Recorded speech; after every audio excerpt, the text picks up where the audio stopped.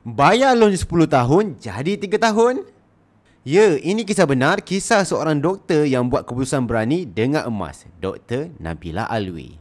Loan bermula pada tahun Disember 2021, setiap bulan bayar lebih daripada RM2,000. Kontraknya 10 tahun, tapi pada masa yang sama, Dr. Nabila Alwi mula menabur emas 1 gram demi 1 gram sejak Januari tahun 2022. 3 tahun Dr. Nabila konsisten, tak pernah tinggal bayar hutang dan tak pernah tinggal menabung. Tapi pada tahun 2024, Dr. Nabila mula rasa, aku nak bebas dari hutang ini.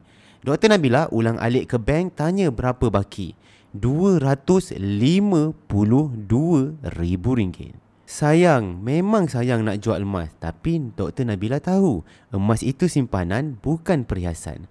Pada Januari tahun 2025, Dr. Nabila nekat. Dr. Nabila jual sebahagian besar emas, hampir 400 gram, cukup untuk settle semua baki hutang.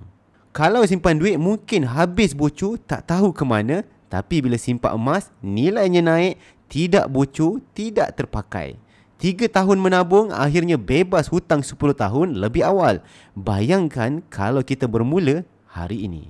Nak mula simpan emas, boleh klik link di bio. If you learn something, please comment.